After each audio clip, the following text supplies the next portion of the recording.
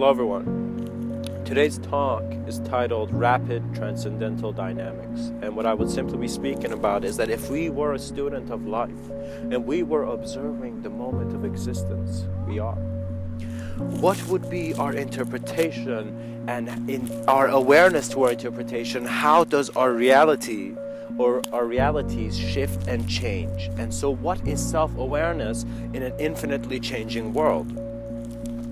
When you begin to look at the human being, you can consider any other human being. You can even try to visualize who I am, but you will see before all this, the most clearest human being you know and you have immediate access to is yourself.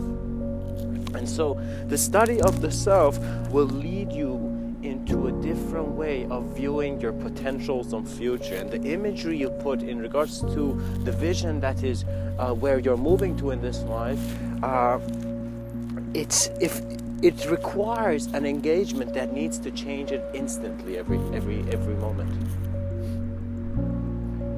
You must realize that when a new being comes to this plane, and if they were to just perceive the plane, they would see that it's as if it's a cylinder, as if you have the 360 view, and suddenly there's an aspect of this thing that you're viewing, which you're calling your world, that is beyond the world. As you find this, you see that your heart and your reality is longing a newfound presence. And what that means is, it does not mean that your presence right now is incomplete. It just requires a greater advancement in regards to how you're experiencing life. I find boredom to be a sign of a mind in decay, And I think that I read a quote long time ago that suggested that. Because it's very important. If you see that you're not doing anything externally, that is wrong. Externally, you must be constantly learning about life. You must be observing it. You must understand that wisdom means utilizing the right technology at the right time. It does not mean just completely let go of society and go live in the mountains. And at the same time, it does not mean completely go live in society. You must have an ability to be present with everything. As this is cultivated, your own story becomes more real. So as you begin looking at the self, as you begin knowing thyself, you begin seeing that you are perceiving something that is not getting clear. When you seek clarity, you don't find clarity. That's why you're constantly seeking it, because you're looking as deeply as you can and you're not finding that which is present. Before you visualize the strongest form or the strongest person you know, visualize the being who was the strongest vision. In other words, this being carried its vision.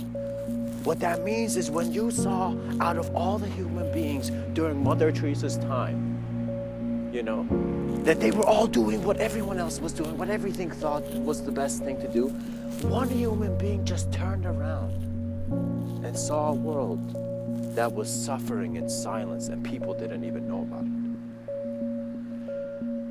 it. Compassion means giving a voice to the unknown in all realities. And what that means is, when you give it a voice, it means you're not giving anything. You're just seeking and observing, you're understanding, you're constantly learning from what you have learned, you think.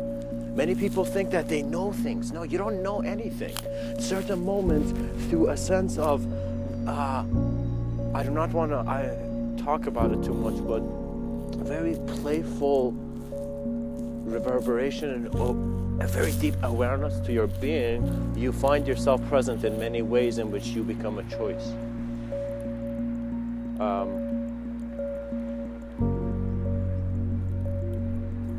So similar to how you are experiencing right now memory, like memory is something where it's with you wherever you're going, let's say, you're remembering that you heard my talk, for example, so as you're, you're going, you see that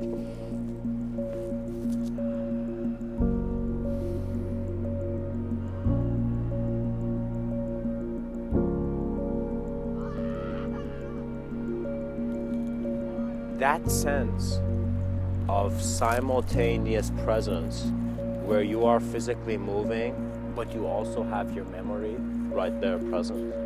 It's an awareness to an aspect of realness that is also blending with the unreal. Before there's complete nothingness, there's something that happens. There's a communication, as long as the plane is conceived to be separate.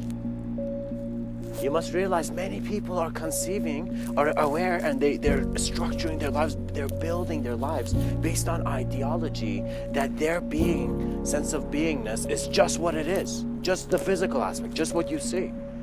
Can you imagine if I just saw you and I never asked anything and I just judged you based on that? You'd be like, what the hell?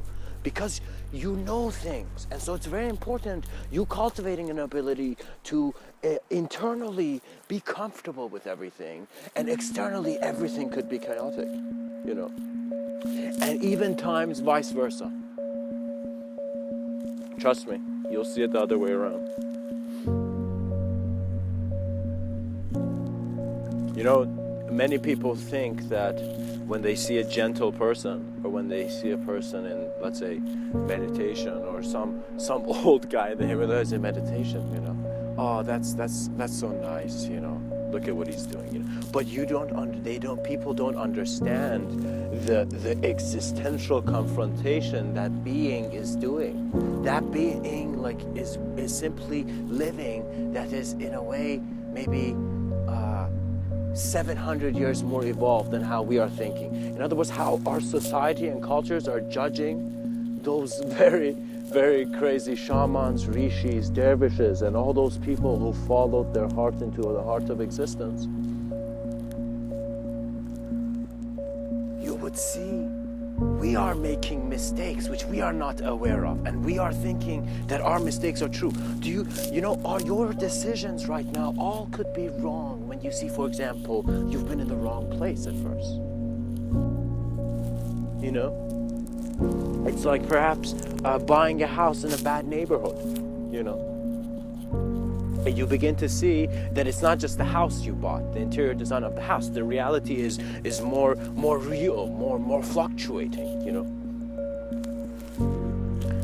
And I have a very playfully an engineer's view to this, that fear does not need to translate into emotion once it's observed. So what that means is you don't need to react to the imagery of your fear.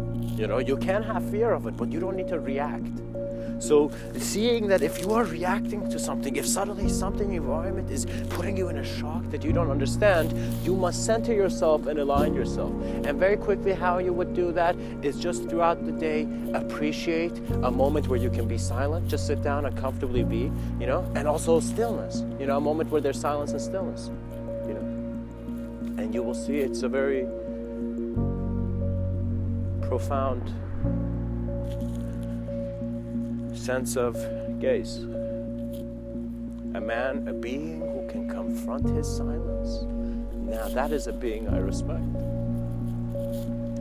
We are too distracted in a world of noise because we are still treating it like a toy. People are treating reality like a toy. And what does that mean? You know, you have only a limited responsibility with it. You're only responsible for life if you're engaged in it.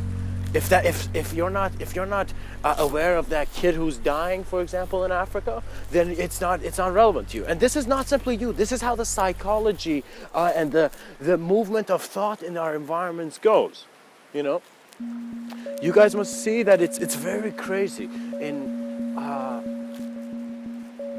We see clouds in our skies, and similar to those clouds, we have clouds of thought just moving around. You go to an environment, the environment provokes a certain view of thought. So you go to Greece and you begin to see, oh my God, maybe Zeus did step down. You know, maybe Zeus did come from those clouds. Yeah. And it's simply not the fact that it is real or not. It's that you as an experiencer are not being aware of the quality and intensity of your experience. So what that means is your awareness to reality is real to you, but you're not acknowledging it externally. So for example, you are a deep person. You do have great understanding. You are wise, because these are natural things. It doesn't matter how much that guy wants to act smart or act rich or act whatever, you know. or act poor, or just act in any way. In ancient traditions, they've immediately known, even thousands of years ago, that an actor, they knew about the ego. They always knew about the ego. And we somehow forget it, and we're like, oh, that's me, oh, this is me, my name's this and my name's that. That we are not being respectful to ourselves in using our language in that way with us, you know?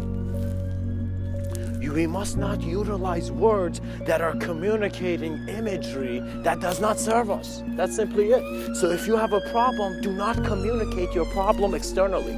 Immediately mute yourself in communicating any problem you ever have in your life, and just begin to observe in a few days what happens.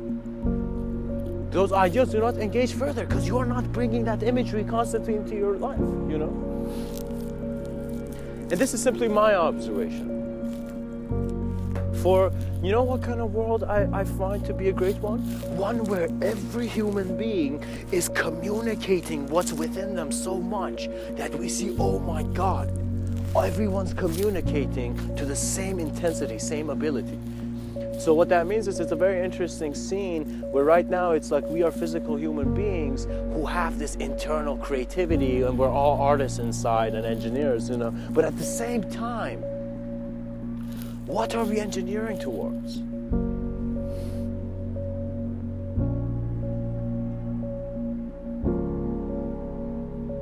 And you begin to see it's just a fabulous phenomenon, you know. It's like we, instead of bringing people into our world, instead of having people understand us, we are communicating our internal reality so authentically, so clearly, such a flow. In other words, literally, we turn the veil into a bridge, you know, and we simply just, you know, grant complete existential allowance for all realities. You will see the darkest forms and the brightest forms will fade in the command of a being that knows of its existence. When you know yourself, it's as if your intelligence, the fact that you can apply yourself in this reality, is not based on thought anymore. It's based on life force.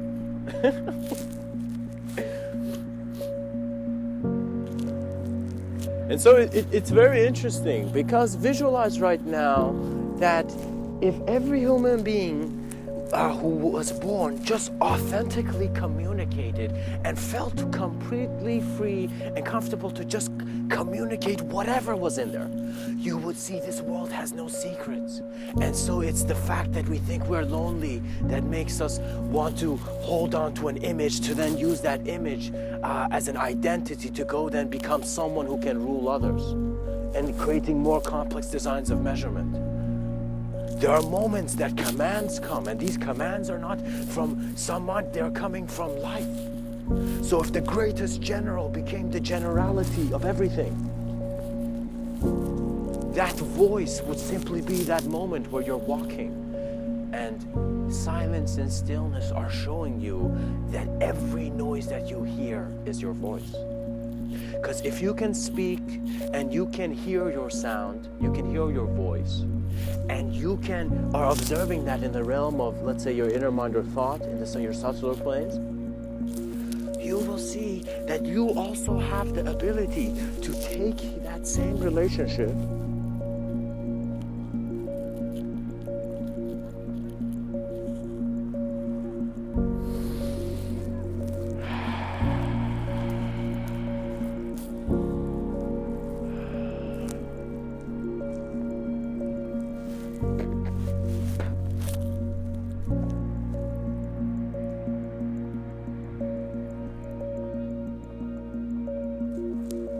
of thought and design.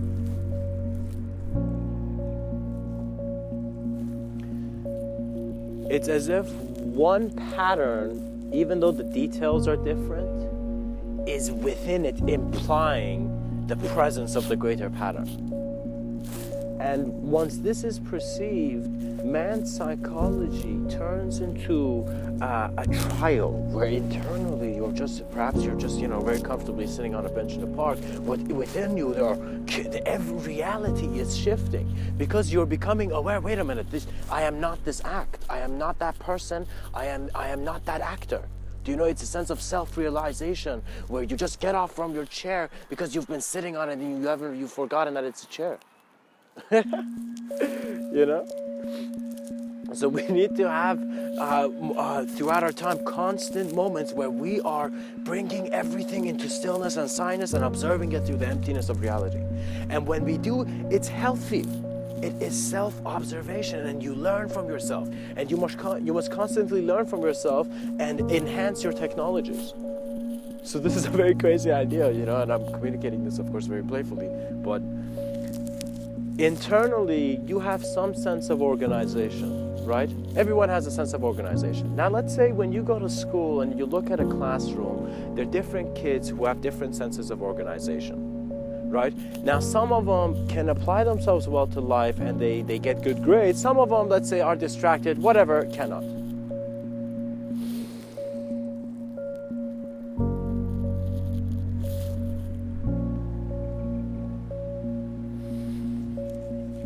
What you begin to see is that if each of those kids in that classroom, where some of them were ranged as less successful, then some of them ranged more successful, which is also at the same time creating the psychology which is not contributing much to our current reality, you begin to see each one of them, if they just chose from that day on to enhance their own technologies.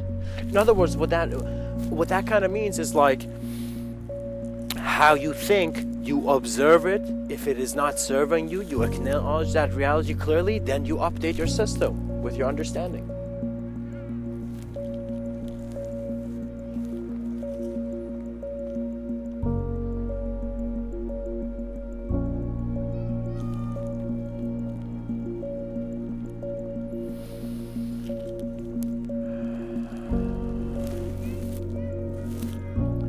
They will eventually go on and find their clarity.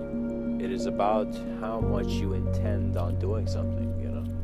It's like what makes that pool player absolutely an amazing pool player is because when he shot, his focus was completely there. It's as if he gave it all for it and he received all for it. You need to have that intention to know yourself. You know, it's like if you're comfortable, you will keep doing what you are. And all I can say is just study, insanely let everything catalyze you. Let everything catalyze your mind. So don't go throughout your day thinking that you're not thinking. Just be aware that your mind is active. It's a dynamic system. It's a natural thing, right? And simply just observe it. So from the moment you wake up, don't think you have to do much. Simply just flow. And as you flow, you will begin to see how much time you waste in actually getting stressed and paralyzed by thinking you don't have enough time. Time is a ridiculous concept in the way in which our culture is using. It's as if we can have a greater understanding of time. We can have an understanding of time that is just... It is the intuition that is aware of even beyond it.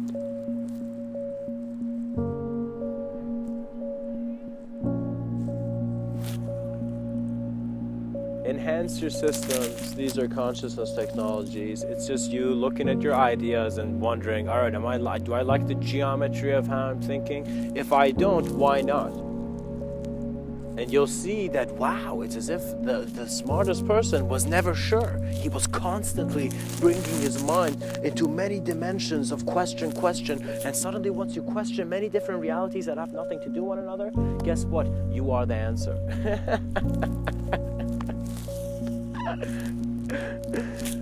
Because you find that you are the life in the things that you're perceiving to have life. And so you are choosing also your existential sensitivity. So it's in other words, because we acknowledge name, thought, imagery, and shape, we utilize these shapes and we give them certain interpretations that come down into more solidified interpretations, which are as memes or what makes up an idea or an archetype and whatever. The elegance of trees is that by providing stillness in the environment of man, they allow him to observe. In other words, when I'm in a building or when I'm in an office or whenever I'm in a library, I begin to see that my mind is not open, because it's as if like everything is trying to get rid of the distractions, and I'm trying to go in a box actually to read this one sentence.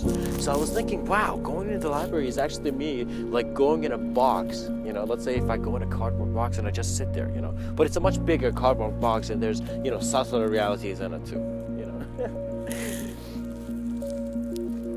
Like the librarian, you know, and her practice. So, to think outside of the box does not mean look for a box. To think outside of the box means stop interpretation based on something and perceive all that is present as no thing.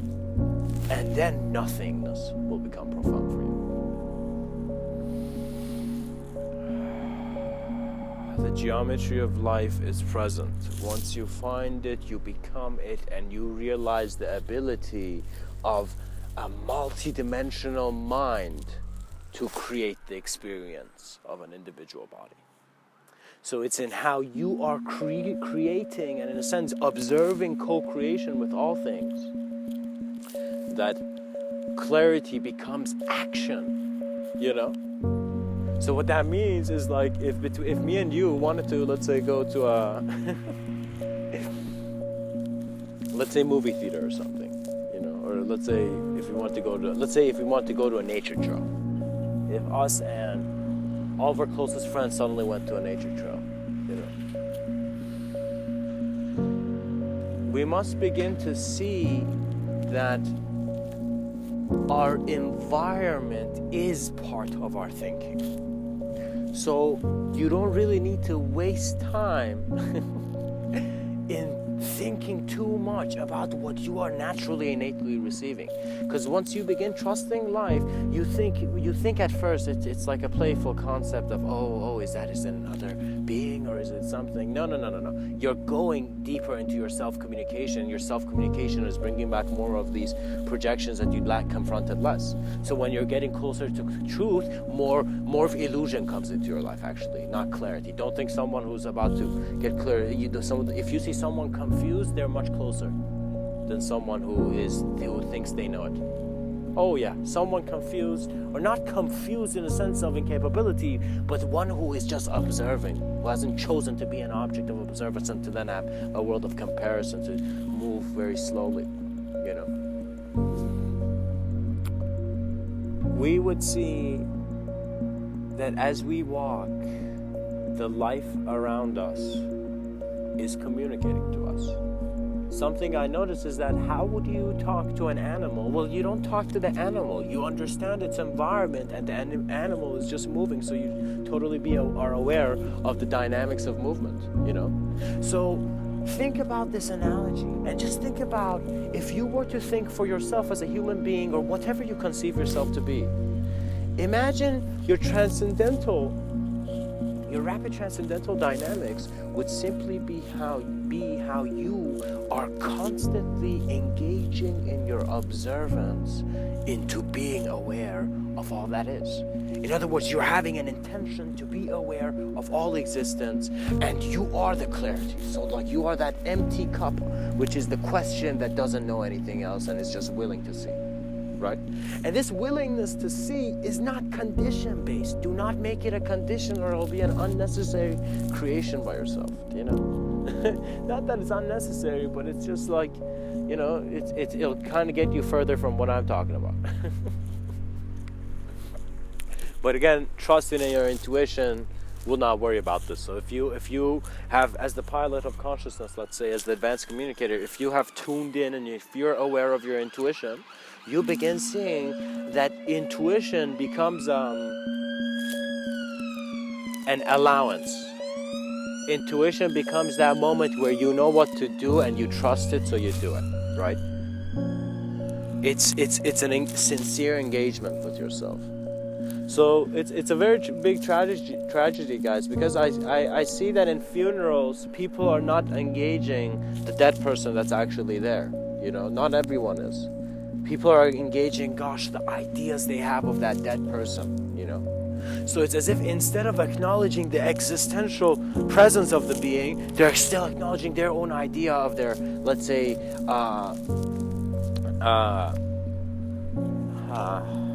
past guardian.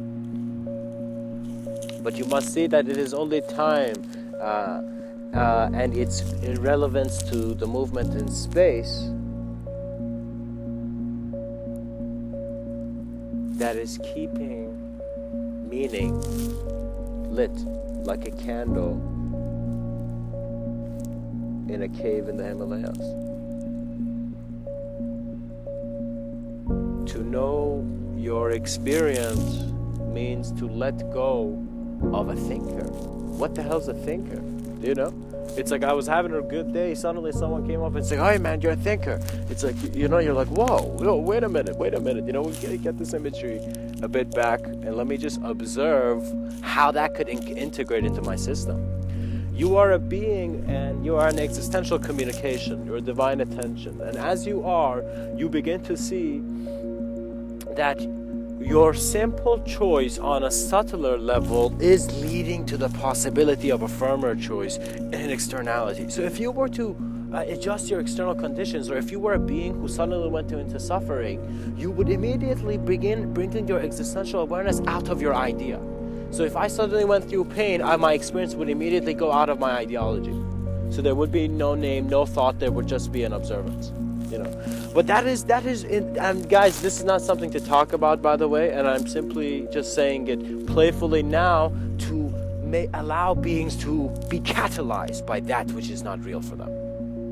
Sometimes, that person who you thought was your best friend, it's their chaotic aspects which are teaching you how you are as a being. Guru Padmasambhava in Tibetan Buddhism, he had many roles. And this being had done many things, But it's as if he had one side where he was like this graceful teacher, and so he brought wisdom and knowledge to others. And suddenly there was one side where he communicated wrath, and his communication of wrath was not him. It was simply how sound was creating experience for another that was all now. Do you see? The simplicity is flowing as much as I talk, My simple awareness to life is giving me stability regardless of the chaotic turbulence of whatever ideology. And so that is the grace of the Zen Master's smile, I find. It is an empty one. It is one where the emptiness is your allowance to see what's going on. And perhaps that person, if you actually saw the grave, instead of you thinking and crying and trying to be like, oh, I miss this image in my mind, and you clearly see the coffin and how your loved one has passed, you will begin to understand that, wow, there is absence, and you do not become, it is okay to become sad and to have sorrow, but it is also important to utilize that important dramatic experience in your life. That experience happened. It's a huge happening in your life. Don't let it go. Observe it and observe your totality through the simple happenings. And you will begin to see that you will appreciate life. And if it's not real for him, that he needs to appreciate life. If it's not real for him, that there is love, that there is this compassionate essence, which it cannot be an imagery, but it is the knowing that is. And it's the elegance in how we are all memories of starlight. We begin to see that our awareness to all ideology is our projection into many realities in which we may choose different intensities to be alive in. And so it is your awareness to what is going on right now as you, and within all things, that is your clarity. Do you trust life? Do you trust your thoughts? Do you trust the imagery that is not coming to you? That is being communicated to you? Just trust your suffering. And if you don't, why not? What is there to lose? And dive deep into that question and begin to see that loss was conception, that we allowed it to judge us. We allowed ourselves, we accepted the concept of guilt. And it was actually not even an acceptance thing. It was an interpretation of how a human being felt when it communicated with another and innately knew it was wrong. Because you also have the experience of all that sense of other. It may be a bit kind of a light bulb and a candle type moment, but I have found that when I let go of my understanding, when I let go of I'm something trying to figure it out, I simply become an observance that is the knowing. And I hope this catalyzes you, this statement, because it really means that your trust in life is your ability. You know? You can have Superman here, but if Superman is afraid of death, do you know? And that yogi isn't, that yogi is actually the Superman, you know? If Superman is afraid of kryptonite, you know, but the yogi has renounced all form and is standing in the presence of all ideology, basking in the knowing that once you look at the transparency of things, your clarity is that which is conceiving. You've been thinking your whole life your creation. Now in your observance, you're realizing you are creator. And whether you want to use the word prime or not, it's not about how it's all measured or aligned and how the numbers are in their own sequence. When you simply see how we have a sequence like the Fibonacci sequence, it just opens worlds for you, you know? Because you see that some beings are forced and in their conditioning and wherever they're going are constantly thrown in an understanding where they, at the beginning, they think they're an individual being. They actually think they're an individual, right? But your individuality is only coming because there's a world around you, because there's distance, because there's other. So if we bring our context into the realm of trying to explore and see what space and time means, we begin to see that the understanding is one that is not standing under anything. Rapid transcendental dynamics begins when you trust yourself and your intuition becomes your knowing that you are the okayness in all the stuff that could be going wrong right now. So be okay and understand that you as a being must have an ability to confront many things. You must have an ability to confront worlds changing. You must have an ability to confront, for example, the eyes in the sky to suddenly come down. Do you know? Or the discovery of a new dimension. These are all affecting man's psychology, and in a sense they are placed there by psychology as well.